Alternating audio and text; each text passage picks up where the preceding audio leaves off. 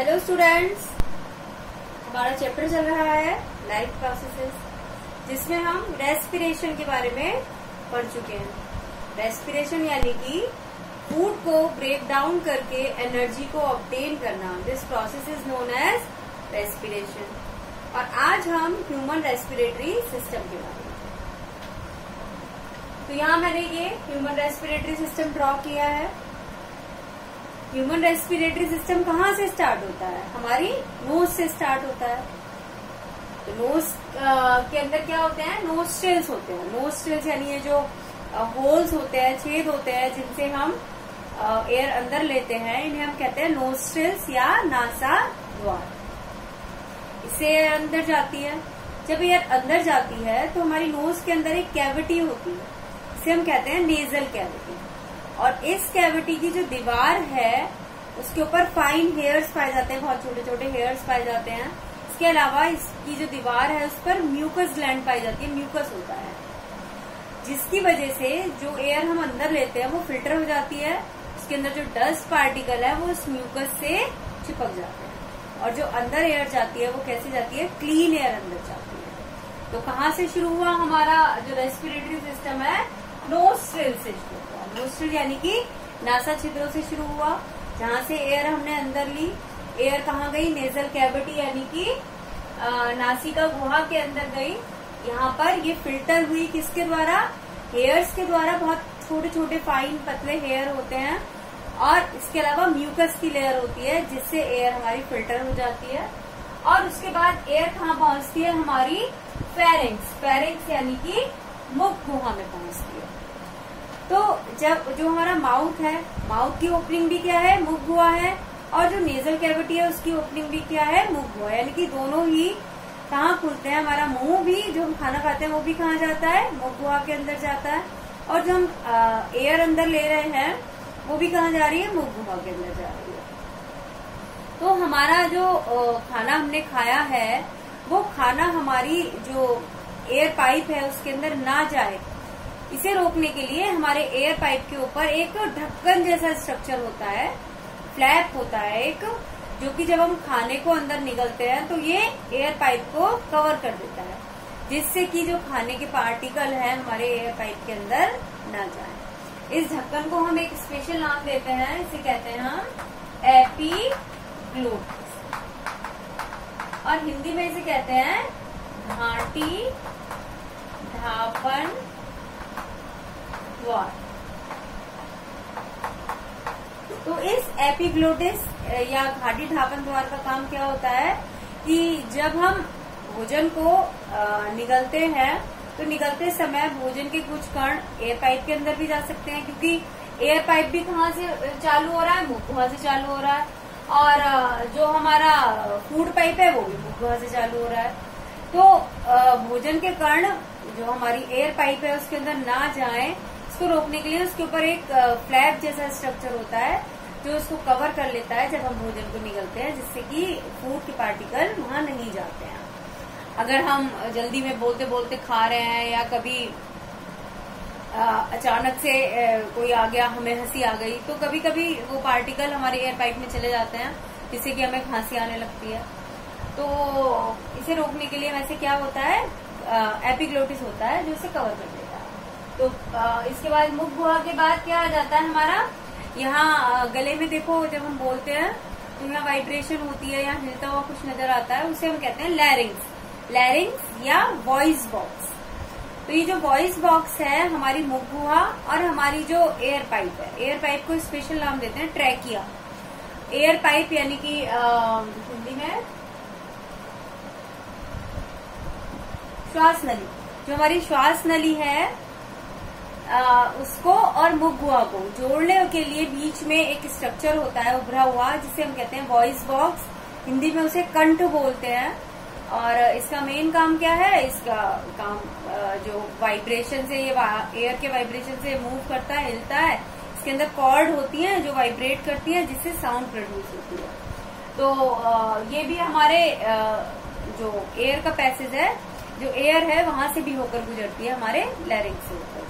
तो लैरिंग्स क्या कर रहा है? जो कंठ है वो क्या कर रहा है? हमारी फेरिंग्स को और हमारे जो विंड पाइप है उन दोनों को जोड़ डाला। इसके बाद जो हमारा नेक्स्ट स्ट्रक्चर है ये हमारा हो गया फोर्थ का। इसके बाद जो हमारा नेक्स्ट स्ट्रक्चर है वो है ट्रैकिया या श्वास नली। तो ये जो श्वास नली होती है ये इसके ऊपर ये एक पतली नली जैसी स्ट्रक्चर है और इसके ऊपर कार्टिलेज के रिंग होते हैं, उपास्थि के बने हुए रिंग होते हैं, सी शेप के रिंग होते हैं। वो इस तरीके से ये जो हमने रिंग बनाए हैं ये ऐसे सी शेप वाले रिंग होते हैं। तो ये हमारे पूरे ट्रैकिया के ऊपर होते हैं और इनका काम क्या होता है? इनका काम होता है कि ये ट्रैकिया को उसकी जो वॉल है जब उसके अंदर एयर नहीं है तो वो उसको चिपकने से रोकते हैं, उसको कोलैप्स होने से रोकते हैं। देखो कोई पाइप होता है, पतला पाइप है, तो अगर उसके अंदर एयर नहीं है तो क्या वो चिपक जाती है उसकी दीवार में। लेकिन यहाँ पर क्या होगा, इसके ऊपर रिंग है जिसकी वजह से ये इसकी जो दीवार है वो आपस में चिपकती है। तो ये क्या है? हमारा ट्रैकिया है। ट्रैकिया यानी श्वास नली। अब ये श्वास नली दो पार्ट के अंदर डिवाइड हो जाती है जिन्हें हम कहते हैं श्वसनी, श्वसनी या ब्रोंकाई। दो पार्ट के अंदर डिवाइड होती है जिन्हें हम कहते हैं ब्रोंकाई। और जो ब्रोंकाई है उनके ऊपर भी ये कार्टिलेज के रिंग पाए जाते हैं। अब ये जो ब्रोंकाई है वो एंटर कर जाती है हमारे लंग्स के अंदर। लंग्स यानी कि ये श्वास नली, ये हमारी ब्रोंकाई और ये जो लंग्स यानी कि हिंदी में कहेंगे फेफड़े या फुफ्फुस। तो ये जो ट्रैकिया दो पार्ट में डिवाइड हुआ, डिवाइड होने के बाद वो कहाँ एंटर हो गए? लंग्स के अंदर एंटर हो गए। लंग्स के अंदर जाकर ये लंग्स के अंदर एंटर हो गए। लंग्स के अंदर जाकर ये फिर अगेन बहुत सारे पार्ट्स के अंदर डिवाइड हो जाती है और जिन्हें हम कहते हैं ब्रोंक्यूल, जिन्हें कहते हैं हम ब्रोंक्यूल। जैसे कि पेड़ की ब्रांचेस होती हैं बहुत सारी, इसी तरीके से ये ब्रांच हो जाती हैं, बहुत सारी ब्रांचेस निकल जाती हैं जिन्हें हम कहते हैं ब्रोंक्यूल या श्वसनिका। और ये जो ब्रोंक्यूल है ऐसे ये गोलाकार स्ट्रक्चर के अंदर एंड होती हैं, यानी कि जो उनका अंतिम भाग है वो कैसा होता है? गोलाकार होता है। और इन्हें हम कहते हैं एल्वियोलाई या वायु कूपिकाएं। इन्हें हम कहते हैं एल्वियोलाई या वायु कूपिकाएं। तो जो गैसों का एक्सचेंज होता है, जो कार्बन डाइऑक्साइड हमारी बॉडी से बाहर निकाली जाती है और जो ऑक्सीजन है हमारी बॉडी में ग्रहण की जाती है, वो सब किसके द्वारा होता है? इन एल्वियोलाई के द्वारा ही होता है। जो एल्वियोलाई की सतह होती है वो बहुत थिन होती है, बहुत पतली होती है और इसके ऊपर बहुत सारी ब्लड वेसल्स, ब्लड कैपिलरीज होती हैं। तो जब हम एयर अंदर ले रहे हैं तो ये कहाँ पहुंच गई? इन कैपिलरीज के अंदर पहुंच गई। और यहाँ पर हमारी वेन्स भी होती हैं, बहुत सारी वेन्स भी होती हैं। तो ये वेन क्या लेकर आ रही हैं? हमारी बॉडी से कार्बन डाइऑक्साइड लेकर आ रही हैं। तो ये कार्बन डाइऑक्साइड कहाँ चली जाती है? एल्वियोलाई के अंदर चली जाती है। और जो एल्वियोलाई के अंदर ब्लड है, जिसके अंदर ऑक्सीजन ज्यादा है, वहां से जो ऑक्सीजन है वो कहाँ चली जाती है? हमारी बॉडी के वो हार्ट के अंदर भेज दी जाती है और वहां से हमारी बॉडी में ट्रांसफर कर दी जाती है।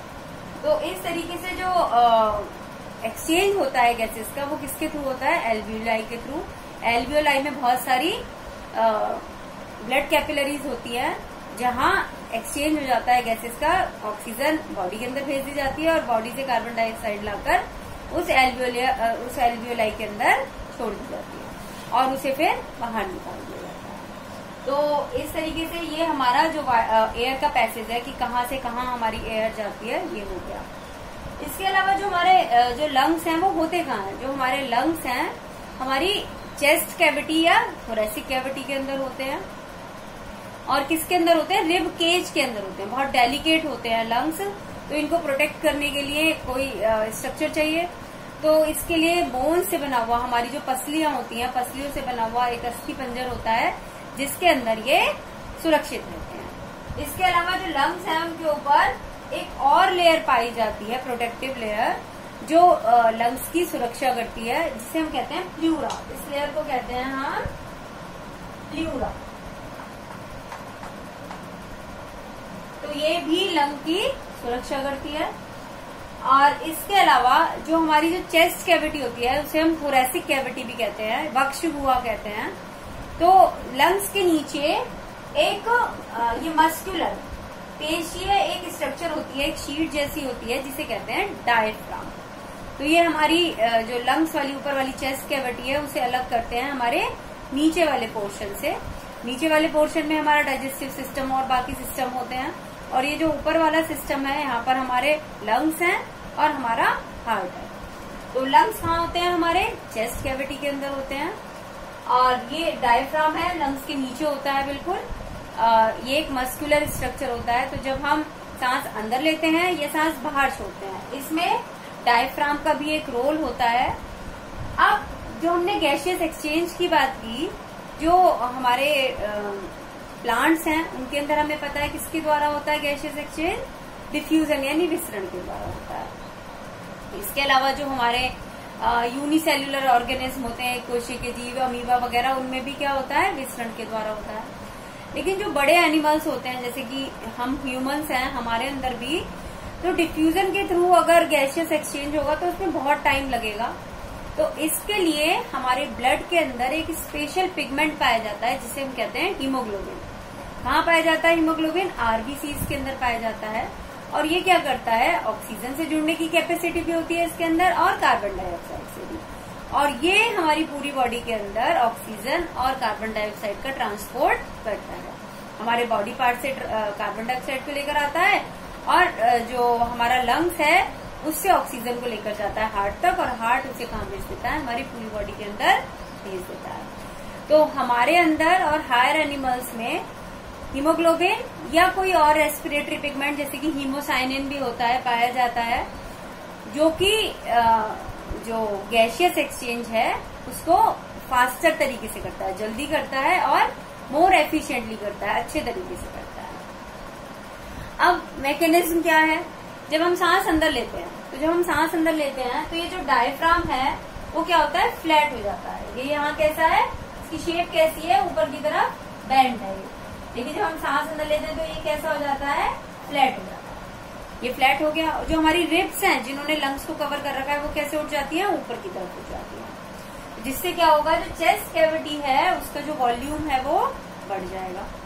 जब वॉल्यूम बढ़ेगा तो क्या होगा? उसके अंदर ज्यादा एयर जा सकती है। तो जो एयर है वो एयर का प्रेशर वहां कम हो गया, क्योंकि वॉल्यूम बढ़ गया, एयर जितनी थी उतनी है। तो क्या होगा? एयर बाहर से अंदर की तरफ जाएगी एयर प्रेशर को बढ़ाने के लिए, मेंटेन करने के लिए। तो इस तरीके से क्या होता है? ये प्रोसेस होती है इंस्पिरेशन की। इंस्पिरेशन की प्रोसेस में डायफ्राम फ्लैट हो जाता है, और जो हमारी रिब्स हैं वो ऊपर की तरफ लिफ्ट कर जाती है, उठ जाती हैं, जिससे चेस्ट कैविटी का वॉल्यूम बढ़ जाता है, और जो एयर है वो अंदर की तरफ भर जाती है, हमारे फेफड़ों के अंदर भर जाती है। अब उसके बाद गैसियस एक्सचेंज होता है।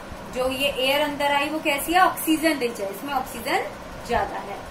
और जो हमारी जो ऑर्गन से जो ब्लड आ रहा है उसके अंदर कार्बन डाइऑक्साइड ज्यादा है। तो ये जो कार्बन डाइऑक्साइड है वो कहाँ चली जाएगी? हमारी एल्वियोलाई में चली जाएगी, यानी वायु कूपिकाओं में। और ये जो ऑक्सीजन है वो कहाँ चली जाएगी? ब्लड के अंदर चली जाएगी। और ये जो ब्लड है वो उसको कहाँ ले जाएगा?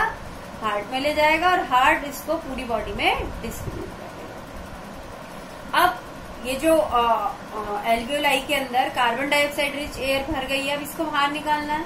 इसको बाहर निकालने के लिए जो डायफ्राम है वापस से अपनी पुरानी पोजीशन पे आ जाएगा, और जो हमारी जो रिब्स है वो कैसी हो जाएंगी?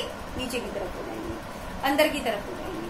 तो जब उससे क्या होगा? चेस्ट कैविटी का जो वॉल्यूम है दोबारा से कम हो जाएगा, और जो एयर है वो बाहर निकल जाएगी।